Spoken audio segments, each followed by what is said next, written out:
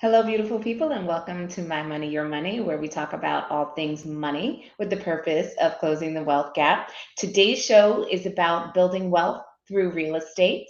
And My Money, Your Money is brought to you by our generous sponsors, the Mesman and Dover Accident Attorneys, the Palm Beach Waste Authority, the AARP, and FAMU Mary. I'm your host, Brigette Lumpkins. I earned an MBA from Wharton, and I've worked at firms such as Lehman Brothers and Goldman Sachs, covering private and institutional clients, as well as raising capital for investment funds. Today, I'm so pleased to welcome our guest, Tiffanie Vendryes, who's an educator and real estate mogul in the making, who has been featured in Fortune magazine. After her first foray into real estate investing proved to be a money losing endeavor, she got her broker's license, adjusted her strategy, and has built significant wealth in a short period of time. And that is not driven by her day job as a school administrator and instructor. So I will let you let her tell you more about herself. Without further ado, welcome to the show, Tiffanie, and thank you so much for joining us. Thank you for having me. Yes, as you said, I am a teacher for Palm Beach County School District. I have invested in real estate since 2010, and I have accumulated a small fortune. Well, that's great. I love it. Small fortunes turn into big fortunes. So I love it. So before we get into that topic of how you have approached that and how that you've made that happen, I do want to learn a little bit more about you. Where are you from? Where'd you go to school? How'd you end up in Florida? I'm from New York originally. So I was born in New York, raised in New York. And then I went to college in New Jersey. So I went to Stevens Institute of Technology, and I had a background in engineering. So then after I graduated college, I went into technology sales, and I did that for 3 years. And then I was laid off, and I decided to transition into education. And that's when you moved to Florida? That is when I moved to Florida in 2010. Okay, so then you understand, like, I mean, we're going to get into it a little bit about the migration southward a little later in our conversation. But did you always have interest in real estate as a wealth engine? I mean, was this a focus in your household growing up, or was it something you picked up along the way? What sparked your interest in real estate for this purpose, other than like sort of to live, but for the purpose of building wealth? Yeah, so when I was younger, my aunt, she had rental properties in Connecticut, and we were in New York. And so watched her, and I saw that you can have other people paying your mortgage, paying your taxes, paying your insurance, and you would build wealth over time. And that's kind of, I always knew that I wanted that as well. Okay, gotcha. Do you still keep in touch with your aunt? Is she still around, like guiding you on this journey, or? Yeah, she's in New York. We keep in touch. She's the mother of one of my closest cousins. So Oh, yeah, we definitely keep in touch. okay, so one of the things I like to joke about in Hmm. Florida is that everybody has a real estate license, and Hmm. some monetize that through sales, some better than others. As I know you do through your brokerage, which is called Grace Realty Group. Right. Um, but can you talk about the utility of having a real estate license as an investor? It helps exponentially because you can look at the listings before as soon as they go on market. So you can get an email. So as soon as it's listed, you can look at the report. You can set up a subscription. You can set up searches that are tailored to your specific needs. And also, you can use your commission as a bargaining tool. So you can say, instead of 3%, I'll take 2%, and that would go back to the seller. So that's an additional bargaining advantage over not having your license. And then being able to go and visit the properties whenever you want to. You're not relying on somebody else's schedule. So you're on your own schedule. You have the flexibility to look at it whenever you want to, and you have more bargaining opportunity. Okay, so doing this successfully requires a lot of different investments, right? You have to invest to be able to invest this way. And so getting your real estate license is one investment you made. And I understand you have a broker's license, right? So you are able to sort of do double duty and have a brokerage, or are you just a realtor?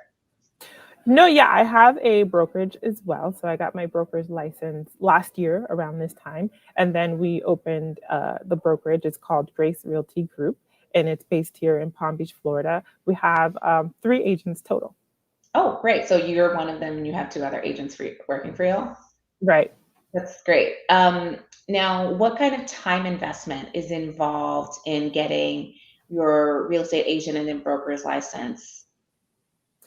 It is so for an agent, you do have to take a course. I forget how many hours, but I think it's like 65 hours Mhm. to get your real estate license. And then there is also a post license course, which I think is about 40 something hours. So between the two courses, it's maybe 100 hours invested. And then which you could be online, there are online courses you can take to be able to get those hours. And then for a broker's license, I don't remember the exact amount of hours, but it's some similar, maybe like 50 hours for your broker's license. And the cost, is that expensive? Do you think it's like is it an intense financial investment to do that or? No, the course, I did an online course and I don't remember exactly, but it was less than $300 for the course. All right, So so I, not a super, super, super high hurdle to right, Okay, so I do want to get back to your journey as an investor because that's what's really interesting. But the broker's license and all of that is kind of part of the nuts and bolts of it, right? So I wanted to right. explain that a little bit. So let's go back to the beginning of your investing journey, and you talk about the mistakes you made early on. And what I read in the article in Fortune was about the mistakes you made in Florida real estate. But you just told me you've been investing since 2010. So can you talk to us a little bit just about like what you started with in 2010 and then like the feature of this Fortune article, what happened sort of 2015, 16, 17, that caused you to sort of shift strategy? So 2010, I moved to South Florida and I purchased a townhouse because there was so much opportunity in that time. So Yeah. the homes were 100 or so thousand dollars, and I purchased that. And then in 2015, it had almost doubled. It went up maybe 70, 80%. And that is when I decided to move into the multifamilies, but it wasn't a strategy that is best suited for me. What I realized was the middle class areas and also the newer properties like condos, but maybe 2000 and built later than 2000, that was a better fit for my skill set. So I want to double click on that, right? So you went to the multifamily, you bought a multifamily property in I guess, a lower income area. Mhm. Did you Yes, also live in that property? Where did you live? You sold your house. So did you that's move true. to that multifamily place No. or did you, like, what did you do while you were there? Because a lot of people have suggested that. I mean, I have inquired and researched a little bit doing investing myself, just full disclosure. And people have said, buy you a multifamily in like whatever area and you can live in it while you run it and you'll live for free basically. And I'm like, I, I can't do that. You know what I mean? Like For a number of reasons, right? for like so for, many reasons, for right? so many reasons. I'm not going to be Mr. Roper or whatever, and the superintendent of the building. That's outside of my skills and Skill talents. set. So, so I want you to tell us because you've done it successfully and I have not. You tell us more. I really want to hear more about that because I think multifamily is a real buzzword that I hear a lot of people saying, and I don't know if people know what they're getting into if they do that. Okay, so I sold my home in 2015, and then I got an apartment. I was young, single. I just moved somewhere downtown. That was where the bar scene was, where the young people were. That matched what I was doing in my life at that time. That's where I wanted to be, is in a condo area, to just be close to the nightlife. That's where I moved to. Hmm. And then, separate from that, I purchased a couple of multifamilies, and they were in areas where I didn't want to live. I wanted to live where the it scene was, and they Right. weren't. That's not where they were. So I wasn't going to live there. Um, and they came with a host of issues. I inherited tenants, so I wasn't able to pick the tenants myself. I didn't do the background check. Some of them had eviction records from prior to like other properties they lived in. And I would just say if someone really wants to go into that route, to maybe it's not the first thing you do. Now, is this Section 8 too, or was it just low income? No, they were just low income. Okay, all right. Because I've heard that be suggested because the Section 8 money is guaranteed and it's not, I mean, I think that's a great investment opportunity, like you said, if you have the skill set or the experience to manage it. And I really, what you said is really resonates because I'm sitting in an apartment in Midtown Miami myself. Right? Whatever, and that's how I live. That's how I want to live. I don't want to compromise that because you got to balance. So I really can relate to that. Um, so once you unwound those mistakes and offloaded the property, I know you mentioned in the article that you sold one, at least one of them, for a loss. How long did it take you to recover and sort of get the motivation to re-enter the market? And I gathered from what I read that that was the point at which you decided to get your own license, et cetera. Like that was part of the catalyst. So can you tell us a little bit more about that part of the journey where, so you realize that you're kind of in over your head with these properties that are problematic. Right. So I started selling them in 2016, and I didn't have an issue selling them because at the time I was going to real estate investment groups, like for investors. They're meetups, but they're like groups for people to exchange contact information, exchange ideas, exchange experiences. So at the time I was meeting people who were experienced in this area and who wanted more and who also had the skill set to do it. For example, they might be an inspector, they might be a contractor, they might be a GC, and also own multifamily property. So it was nothing for them to replace the plumbing. It was nothing for them to redo the roof.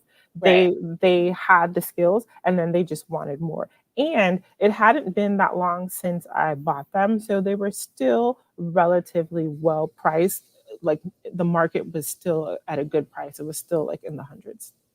Right, right. Okay, so you didn't take too much of an L, but you learned a lot. So it sounds like it was actually profitable long term for you to have that Long term, experience. Right. yes. Hmm. And while we're on this topic of like skill set, et cetera, can you talk about the pros and cons of outsourcing that property management versus doing it yourself? Because I'm thinking there's got to be a price. I can pay somebody to do this, but how much does that eat into my investment return? I don't know what the numbers or the going rate is for that and how that's priced in the market. So why wouldn't you have just made that decision to outsource the property management? So property managers generally charge 10% a unit. Hmm. And the issue is they don't go everywhere. Hmm. So it's sometimes you can't find a property manager that's willing to take on this particular tenant and these particular properties. And in addition to that, the cost to maintain doesn't change. So you still are paying the same cost for the contractors and the same cost for the supplies and the same cost for labor. And on top of that, you're paying 10% for the property managers. Right. And that's a 10% you don't feel that you could just pass on to your tenant. I guess not in that particular case. In Right. And not in that particular case. Right. Okay. That's interesting. So, many people, again, myself included, have had an interest in buying South Florida real estate, but can't find an attractive entry point. And this has really become like an issue, right? In the last couple of years, if we've seen this influx of people come down to South Florida, which is good in some ways, but it's really difficult in other ways. And I am curious to get your thoughts or your take on the price movements since the pandemic, juxtaposed against the Fed's efforts to slow down the overheated economy by raising interest rates, which is obviously putting pressure on people's mortgage payments, and so it's putting downward pressure on prices, which I think is kind of appropriate. And I have a theory on this, but I'll chime in on my theory after you say like, what if you're talking to someone, if somebody's watching this right now and is like, well, I want to do this too, but I can't find anything in my lane, right, that I can afford because everything's been jacked up so much. Yeah, I would say move your lane. So if you can't find anything in South Florida, Miami, Broward, even Palm Beach that's in your price range, then look elsewhere. Hmm. So look at Port St. Lucie, look at Martin County, look a little further out and see if you can find something in that price range. Because I don't think that the prices are going to go down significantly anytime soon. I don't think we're going to go back to seeing single family houses for $100,000 or $200,000. Hmm. So if you can save, if you can move in with family and you can save up to put down a larger down payment so that when you take out a mortgage, it's not as much being financed, you're financing less because you're putting down more. If you can do that, then do that. If you can't do that, then look a little further out. So, what is your philosophy on how much money to put down? Because, I come from a background where in business school, like the logical thing is you put as little money down as you can possibly get away with to get like an attractive interest rate, et cetera. And even then, sometimes you're going to trade interest rate for putting additional equity into a real estate deal because that the delta in the interest rate you might be able to earn elsewhere or use put that money to work elsewhere more productively, so you're willing to pay higher interest. And so what are your thoughts on that? Like, I would never put a penny more down than I absolutely had to. So if I had a 3% home first time homeowners thing, all they're getting out of me is 3%, even if I have more. What are your Right. thoughts? I think for the average person who is not investing in other places, who is not saying, okay, I can put down 2% here, 3% here, but then I can save this money and then put it in the stocks, and the stocks is going to give me 10%. For the person who doesn't know how to do that, I think that you should put down as much as you can, because in the long run, it's going to save you money on that loan. You're going to save money on your PMI, and you're going to save money on the interest that you're paying over time. What's PMI? That is your insurance. If you pay less than 20% down on a conventional loan, there is a mortgage insurance that you pay on top of the interest rate, on top of the insurance, and on top of the taxes. Okay, so what's the general cost of that? Is that like 1%? Is that like how much does that insurance cost you? It could be like an extra 100 or so dollars a month added on to your monthly payment. And for the average person, that is significant. We're talking about your average family. Right. Yeah. No, I mean, I think this is a great insight that you've offered, right? Because not everyone is has the appetite to invest in the stock market with the equity, with the money, the down payment money, or invest in something else, another property, a business, buy a business, whatever it is, invest that money and make it work for them, has the discipline to do that. Like some people are just going to spend it.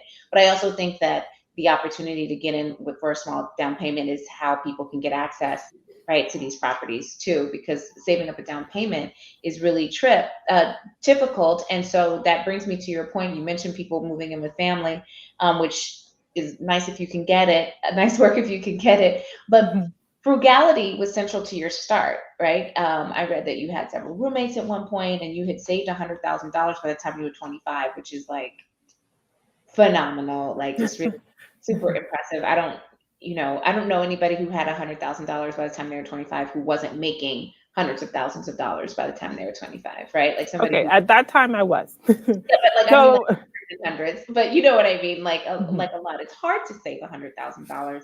And so, do you have any tips for people who struggle with sort of finding ways to save to prioritize this? Because I mean, when you're in your early 20s, it's a little easier when it's okay to have a milk carton and cinder blocks for a coffee table.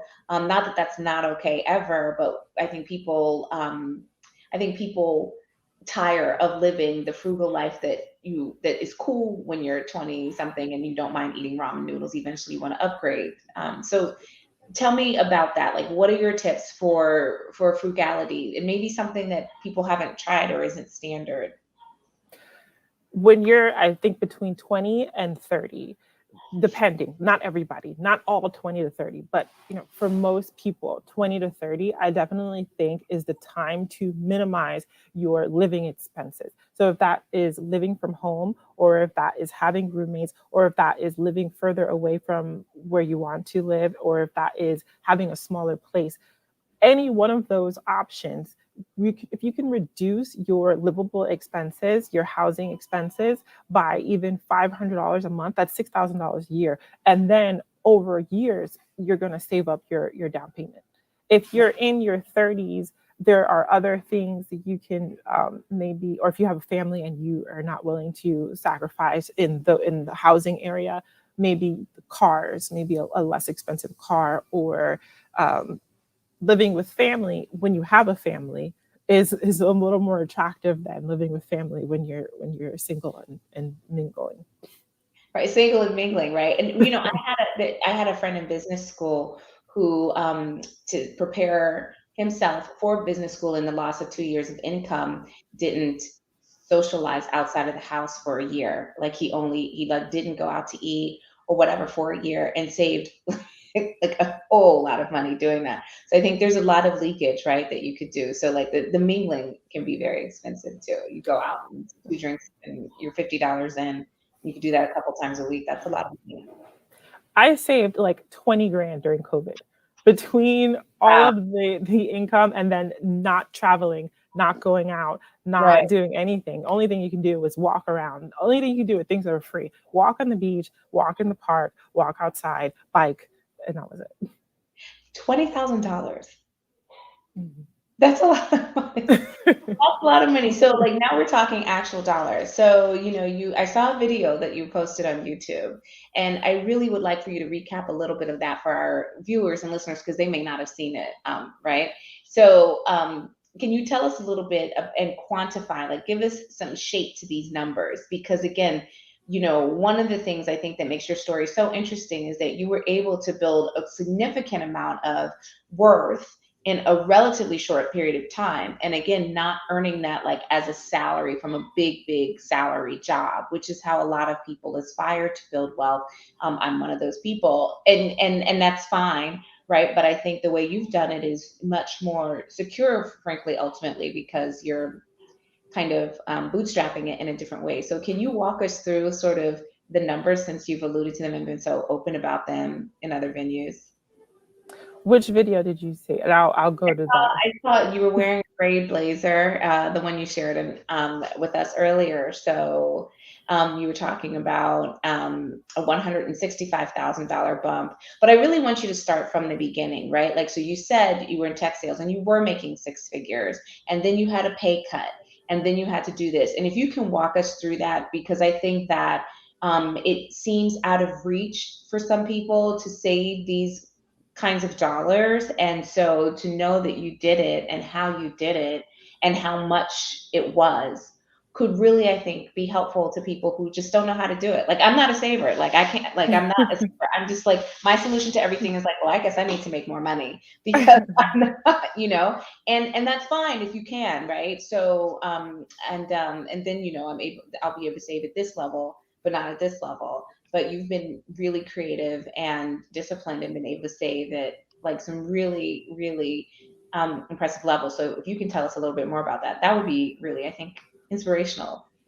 Yeah, it starts from my cultural background. So my parents are immigrants to this country Okay. and they're from Jamaica. And so we were not big spenders. And I believe when I got my first job as a cashier in Key Food in New York, How I old were you was like, when you I got was your 14. I was 14? 14 years old. I got my I was first job. 14, but I got my job to spend money. I want No, that to was why I got it too. And then I got I a wanted check, to a reality check. that right. I wanted these designer jeans and like that first paycheck, like that those jeans took the whole paycheck. I didn't buy another pair of designer jeans for like, I don't know, until I was in my 30s. It was like another 15 years before I bought another pair of designer jeans after that first pair. Yeah. So I got my first job and I was 14 and I told my dad, I got a job because he never gave me money. So, not never, but it was very rare. And if he did, it was very little. I'm talking about like dollars, like $2, $5. Right. And so I got a job and he took me to the bank and we opened up a checking account. And those two ideas were forever linked in my mind. If you have a job, you should be saving. Mm-hmm. It's just it was at the, so to answer your question, like how do I know? It's from my parents. It's just from watching them, and they were very responsible people, and they're very yeah, responsible, frugal, and fiscally responsible. So Okay. I had a tech job, and I was making the first year 70,000, the second year 100,000, the next year 130,000. So that's 300,000 in 3 years, Wow. and I still had three roommates, because I was not going to pay the prices of rent in New York and New Jersey. I just, even though I could do it, I would rather save that money. Mm-hmm. And so those are the it's like, what's the opportunity cost? Like, yeah, I can pay all this rent, but now that's going to push back my goal of purchasing a home, which was my goal at that time in my early 20s, 2021, 22. My goal was purchase a home. And it didn't seem so far. I was like, I just got to save for a couple of years and I'll purchase a home. Right. And so then I saved like 100 grand. And by the time I was 25, I moved to Florida, purchased the first home. Then when I moved to Florida, I was making teacher salary. So it was, my first year was $39,000. And I was it wasn't really a cut in my standard of living because I was used to living on less, and I would save my commission checks. So I Right. would save most of like my checks. So Right. it wasn't a big difference for me to go from 130 to 39. Right. It was a difference, but like the living part, the difference was I was saving less. That was the difference. I was living the same. So it's very interesting there because I do think also in 2010 there was still a huge arbitrage between like the cost of living in New York and South Florida. So like with the same, like let's call it $1,000 per month, like what you could get here versus what you could get there is crazy. So you could, you could just keep the same standard of living and really reduce your overhead by moving to Florida from New York at that time. Less so now, but definitely. That's true. Okay. I'm really curious. Why would you choose to go into education if you were in this high earning career before? Like you could have gotten another technology sales job. I realized it wasn't for me. Just like I realized those multifamilies weren't for me. I realized I realized this tech sales isn't for me. It's a lot of travel. And I knew ultimately that I wanted to be a mother. I knew ultimately that this was not in line with the things that I want in my life. I knew that I would have to be on the road for 3, 4, 5 days a week. And I was like, this is not what I want. Furthermore, the environment, the culture, the demographics, they weren't also didn't match what I wanted every day to see. And and I went into education hoping and thinking that, if I can go into math, if I can educate these people, then they will know that there are these careers out there, and that will eventually make a ripple effect into having some kind of change on the demographic there. Yeah, no, I hear you on that. I hear you on that. The demographics in like high earning sales jobs, pretty homogenous. And so as a Black woman in particular, you really have to have a real stomach for it. And it's not for everybody. And I think it's really good that you learned how to make it work without relying on that. Like I think that's really excellent. So, okay, so you got here, you got $100,000 pay cut, a $90,000 pay cut. And what next? So then I was living in my house and it doubled. So now I'm at 200 like net worth. And then I went into the multifamilies, and that didn't work out. Then I bought my condo, and my condo went up 165,000 since I bought it, uh, Mhm, not including the down payment, just what I bought it for versus what it is now. It's 165 more. mhm. And then I got my broker's license. Well, no, then I got my real estate license, and that started to increase my income. Once I got my real estate, then I was feeling more like what I was making before in terms of being able to save. Because remember, my living was still the same, but now I could save $10,000, $20,000 because of this influx of income from my real estate license. So one of the things you also mentioned in the media that I read was that you really are an advocate of multiple streams of income. And so you are currently still in your educator administrator role. You have your brokerage, and then you have the not passive income from your real estate properties. Can you talk about the nature of the properties that you own now and the kind of maintenance that requires? Like, what's the investment of time that it requires? So the only time that it really is a lot of time is between moving in and move out. So when somebody is changing the lease, when they've ended the lease and they don't want to renew, then I go in and I'll have a cleaner come in, or if it's not that bad, then I'll clean it myself, or anything that needs to be changed, like recently, the last tenant, I changed the flooring in the kitchen. I didn't do it myself, but I hired somebody to do it for me. Or just little, I changed the shower doors. So now they're pretty. Just little things like that Mhm. between tenants. So during that month, there might be a lot of time commitment needed, Mhm. but the other months are pretty okay. I changed the AC filter, and that's pretty much it. If they call me, then I call somebody, they go fix it. Right. Clean it yourself, girl. You better than me. Way. There is no way. There's no way. There's no way. Well, guess what? We're out of time. So I really want to thank you so much for joining us. And we can take a couple moments if there's anything we've missed or something you wanted to cover. Please take this moment to share that with us. Any parting words of wisdom? Your URLs. I guess we can find Grace Realty Group. Is it on Instagram? Is there a website? Yes. So my website is Grace Realty Group, but that's gracerealtygrp.com. Okay. And my Instagram is Tiffanie Vendryes. And Vendryes. parting words, I would definitely say that not everyone needs to be a landlord. Not everyone needs to be an Airbnb host. Not everybody needs to do all of these, pretty things or these shiny things within real estate. Mhm. The goal, just like with exercise, it's not like these big massive things that you need to do. You can just do something small every day, like you just treadmill, the bike every day. If Right. you just purchase one property and live in it, you don't have to be a landlord, just live in it. That will over time increase your wealth. Yeah, well, we certainly hope so, right? It has historically, and we hope that will continue to hold true, as long as we don't all end up in the ocean. But at that point, it does. Oh yeah, not California, okay, and not South Florida, not Right, exactly. that. Well, thank you so much for joining us. I really appreciate you taking the time tonight to share your wisdom with our listeners. Yes, Um, thank you for having me. My pleasure. Please watch our other MIA Media Group shows. Mondays, The Business of Black Business at 1 p.m. with Jay Reynolds. Tuesdays, My Money, Your Money with yours truly at 7 p.m. Wednesday, Soul at 7 with Nikki Gellin.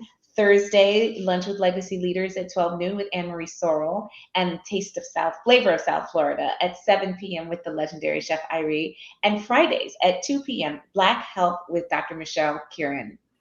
Thank you so much for joining us, and let's work together to close that gap.